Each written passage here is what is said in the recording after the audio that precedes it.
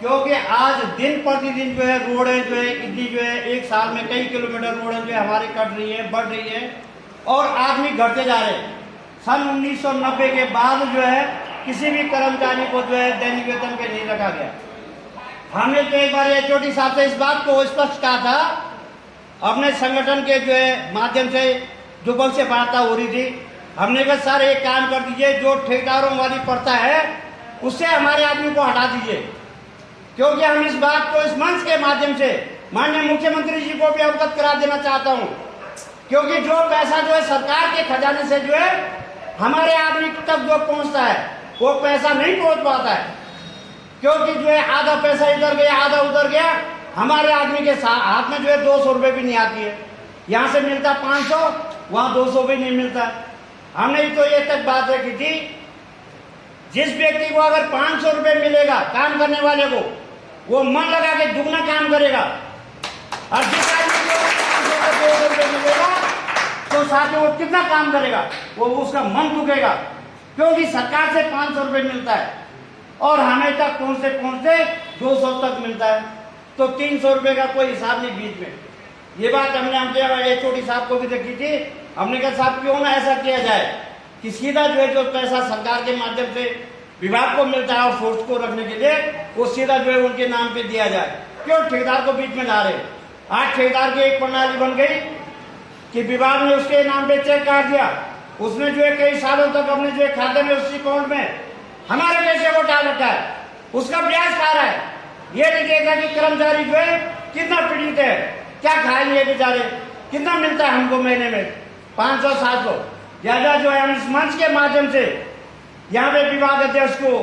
इस मंच के माध्यम से कह देना चाहते हैं, अवगत करा देना चाहते हैं कि जल्द से जल्द इन कर्मचारियों की मांगों को जो है माने और इनको जो है जो विभागीय प्रणाली होती है जैसे पहले थी उसी प्रणाली के तहत जो है सीधा विभाग से संबंध हो, कोई बिचौलिया इसके बीच में न रहे। अगर जहाँ बिचौलिया बीच में आते हैं वही काम खराब होता है। ज्यादा जो है बिचौलियों को अलग करते हुए सीधे कर्मचारियों को जो है अपने जो है स्तर से जो है उनको वेतन जो है प्रदान की जाए। और जैसे कि अभी भाई जेड़ा जी कह रहे थे, जेड़ा जी इस बात को हम बड़ी भांति जानते हैं। आप जो केदारनाथ की बात कर रहे हैं, ये लोगों ने जो है जब केदारनाथ में आपदा आई, आपदा के बाद के लिए जब कोई आदमी वहां पे जो है कोई फार्म थी, फार्म भी काम करने को राजी नहीं हुई, तो इन्होंने लोक निर्माण विभाग के कर्मचारियों को बोला, हमारे नियमित वाले मेट बेलदार ओरगजेंट और सारे जो है आउटसोर्सिंग के लोग, उन लोगों ने किस जो है परिस्थितियों में वहां केदारनाथ में कार्य किया। आज जो है भोले बाबा के दर्शन करने के लिए जो है देशों विदेशों से लोग वहां पे आ रहे हैं, और हमारे लोगों ने जो है अक्टूबर-नवंबर के महीने में जो है वहां पे कार्य किया, तो लगाइए किस स्थिति में, क्या ऊपर से बर्फ गिरी, नीचे काम कर रहे हैं। ऐसी परिस्थिति में काम करने वाले लोगों को, क्योंकि वो काम हमने किया और बाबा भोलेनाथ की जो है आशीर्वाद आप लोगों के ऊपर होगी, तो आपकी मांग को जरूर जो है मानेगा। आवाज दो, आवाज दो। क्योंकि साथियों हम देवभूमि के आदमी हैं, हम देवताओं को जो है देवताओं के साथ में जो है जन्म हुआ है हमारा, क्योंकि हमने राज्य देवताओं की सेवा की। क्यों नहीं देवता हमारे सुनेंगे। आज हम बाबा केदार से, बाबा बद्रीनाथ से यही प्रार्थना करेंगे कि जैसे हमारी स्थिति है, हमारी स्थिति को सुधारते हुए विभाग में नियमितीकरण की जो है प्रक्रिया बन जाए, जो कि सीधा जो है शासन का पैसा जो भी मिलेगा, शासन से अगर हमें 500 रुपए दिहाड़ी मिलती है तो 500 से सीधा हमारे खाते में आ जाए। बिचौलिए का जो रास्ता जो है बंद किया जाए।